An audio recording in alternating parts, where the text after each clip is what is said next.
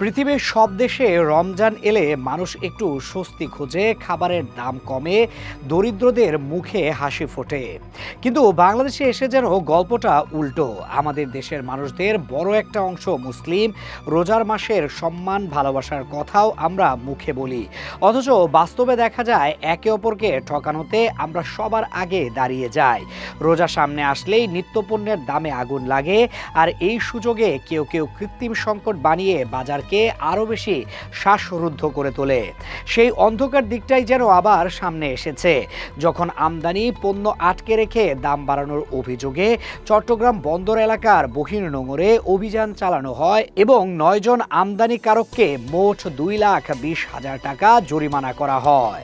দূর থেকে সাগরের বুকে লাইটার জাহাজগুলোকে দেখলে মনে হয় এ তো কেবল ব্যস্ত নগরের স্বাভাবিক ছবি, কিন্তু অভিযোগ বলছে এই জাহাজগুলোর অনেকটাই মাসের পর মাস নোঙরে পড়ে থেকে ভাসমান গোদাম হয়ে উঠেছে।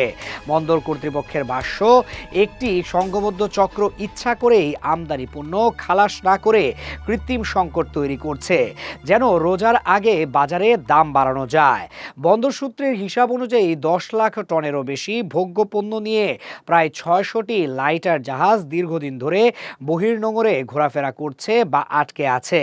এসব জাহাজে গম, ভুট্টা, ছোলা, ডাল, সয়াবিন, চিনি, দিনে দিনে ঘরে ঘরে যে জিনিসগুলো লাগে সেগুলোই বেশি। আর এসব পণ্য সময় মতো বাজারে না এলে সামান্য ঘাটতিতেই দাম হু হু করে চড়ে। এটাই সবচেয়ে ভয়ঙ্কর বাস্তবতা। নিয়ম অনুযায়ী মাদার ভেসেল থেকে লাইটারে পণ্য নামানোর 72 ঘন্টার মধ্যে খালাস শেষ হওয়ার কথা, কিন্তু সেই নিয়ম ভেঙে পণ্য জাহাজে ফেলে রাখার প্রমাণ মিলেছে বলেই জরিমানার সিদ্ধান্ত এসেছে। অভিযানে আরও উঠে আসে কথিতভাবে আওয়ামী লীগ সরকারের এক সাবেক ভূমিমন্ত্রীর ব্যবসায়িক পার্টনারের সঙ্গে যুক্ত মালিকানাধীন এস ট্রেডিং এর জাহাজও তালিকায় আছে।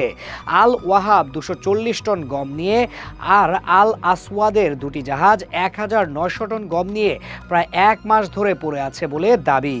কিছু আমদানিকারক 3 দিনের সময়েও খালাস না হওয়া, লবণাক্ত পরিবেশে সিল নষ্ট হওয়া, ঢেউয়ের রোলিংয়ে ওজন কম বেশি হওয়ার যুক্তি দিয়েছেন। কিন্তু বন্দর কর্তৃপক্ষের বক্তব্য পরিষ্কার, লাইটারকে গোডাউন বানিয়ে মজুদ রাখার এই প্রবণতা পুরনো। এতে গোডাউন ভাড়া লাগে না, নজর এড়ানো সহজ হয়, আর বাজারে সংকট দেখিয়ে দাম বাড়ানোর সুযোগ তৈরি হয়। তল্লাশি চলেছে, অতিরিক্ত পণ্যবাহী আরও জাহাজও পাওয়া গেছে বলে জানানো হয়েছে। আর রমজান সামনে থাকায় এই কারসাজি থামাতে কঠোর থাকার বার্তাও দেওয়া হয়েছে।